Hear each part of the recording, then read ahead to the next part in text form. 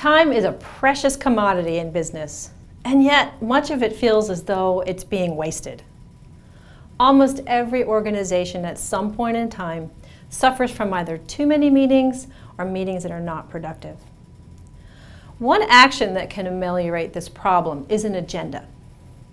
A quality agenda delivered to all attendees in advance of a meeting is critical for ensuring that a meeting is focused, organized, flows, and is completed in the least amount of time that is reasonable.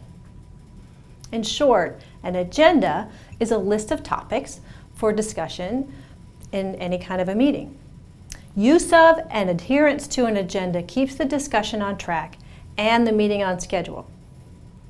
Also, when included in the invitation, an agenda is a way to brief participants on how they should prepare for the meeting and what they should bring with them. An agenda is an important component of every meeting, whether recurrent or single, and regardless of who is invited. There are some organizations that believe this so strongly that they require an agenda for any meeting, and if one doesn't exist, the meeting is canceled. In this lesson, we will discuss the basic structure of agendas, how to select an agenda format, and some tips and techniques for writing an agenda. If you are tasked with writing an agenda, you'll first need to know what to include. First, the fairly obvious components of date, time, and location. Often, though, this is the only information that's shared when a meeting is announced. However, to make a meeting truly productive, you should provide your attendees with much more information. The duration of the meeting is also important.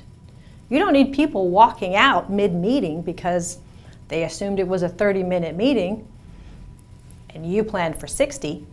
There may be a standard practice at your organization regarding meeting length. Some companies, in an effort to manage time more effectively, have standards of practice that require 30-minute meetings, except for special circumstances. Others, though, just assume a 1-hour time slot for their meetings. Be clear on the expectation before you plan the meeting, and be sure to provide both a beginning and an ending time. Also, be very clear about the purpose of the meeting, and be sure that agenda items are directly related to that purpose. Attendees will be much better prepared if they are also provided with advanced preparation guidelines. If there is an expectation that one of the attendees will update the others on a program or initiative, or if a decision needs to be made regarding an expenditure or program change, ask those attendees to bring necessary information, any data, reports, or updates to the meeting. For example, you might say, please have a copy of the 2005 financial report with you. It's frustrating for everyone when a decision cannot be made or an initiative cannot be moved forward because no one in the room has the necessary information. A request on the agenda will go a long way toward avoiding this situation. You might also want to let invitees know what they need to review or think about before the meeting, so that the discussion can be more targeted and productive. A list of specific questions to be answered or decisions to be made in the meeting will allow the attendees to do the necessary research or consider their positions. This is important because simply stating that attendees should be prepared to discuss a particular topic may not always inspire them to bring the relevant information with them. I recommend that you state items for discussion using results-oriented action words. For example, decide on which vendor to award Sunrise account to is a better agenda item than Sunrise account, or talk about Sunrise bidders. It's also helpful to provide a list of invited attendees and who is in charge of providing the information or leading the discussion on each agenda item. Another useful tool is to provide an approximate time to be spent on each item. Doing so will accomplish a number of things. You'll let everyone know the time frame for that topic, and attendees have an opportunity to plan their part of the discussion with a time limit in mind. And there is time for attendees to let you know if they think the time you have allotted is too much or too little. The revisions to the agenda can then occur before the meeting so that no time needs to be spent on the agenda itself during the meeting. Finally, always put an action item review as the last 5 minutes of the meeting to ensure that everyone leaves knowing what was decided, what actions are going to occur, and who is responsible for each action item. Certainly there are many different formats for an agenda, although in reality very few stray from the basic structure I just discussed. Word processing software like Microsoft Word offers agenda templates and agenda wizards for you to use, so there's really no need to create a new format. Also, there may be a standard format already in existence for your organization. Even if it doesn't include all of the agenda items I reviewed, you can modify it, which is likely to be a little easier than starting from a blank page. The agenda format to use depends on, first, when the attendees are going to view the agenda. Most agendas are distributed days before the meeting, which I highly recommend, by the way. There are cases, however, when an emergency meeting has to be called, and the agenda is sent on the meeting day, or even the meeting hour itself. If it's the latter case, write the agenda in outline form. This way it can be easily reviewed in the shortest amount of time. The format also depends upon the context of the meeting. Some meetings happen regularly, for example, a monthly board of directors meeting. In this case, sections on matters resolved the previous meeting or matters arising from the previous meeting may be appropriate for the meetings to have a good flow.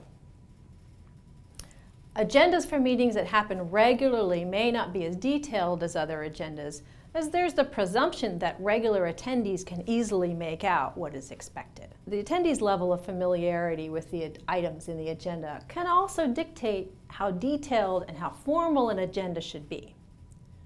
Even with a recurrent meeting, though, a reminder of what to bring and what to be prepared for can be very useful. Also, the purpose of your agenda. Your purpose in sending out an agenda can influence what format you should use. Some agendas are meant as an invitation to potential meeting attendees. In this case, you might include sections on how you perceive their input on the discussion would help. Some agendas are meant as orientations. When this is the case, you might inform the invitees what to expect at each point in the agenda. This will be particularly useful if the meeting is formal in nature and attendees are likely to be concerned about what is expected of them or what protocol is being followed. As you write your agenda, consider the priorities and the logical flow and timing. The priority of items in your agenda may be fairly straightforward, but I still recommend consulting the invitees about what topics should be included in the agenda. If time doesn't allow for this, or you feel that it's pretty clear what the priorities are, seek confirmation from your team that the agenda is accurate and complete. The topics should be ranked in descending order of importance, and also descending order of urgency. This way, the lower priority topics can be sacrificed if you run out of time during the meeting. When it comes to flow, you'll want to start with the topics arising from the previous meeting first, unless new issues are more important. Agendize informational items first, and then those that require critical thinking and decision-making after receiving the information. Also, combine items that are related or are similar and allow time for questions. And as I mentioned before, schedule the last 5 minutes as a wrap-up session during which action items are agreed upon and assigned. As you put together your agenda, plan for only 30 minutes to a maximum of 90 minutes. Anything longer tends to be unproductive because of attendees' fatigue. Be reasonable in setting the time that will be spent on each topic, but limit it. This will keep the meeting on track. If the discussion has to be really focused, be sure that you state in the agenda precisely what will be discussed and decided. I'll show you some examples of meeting agendas.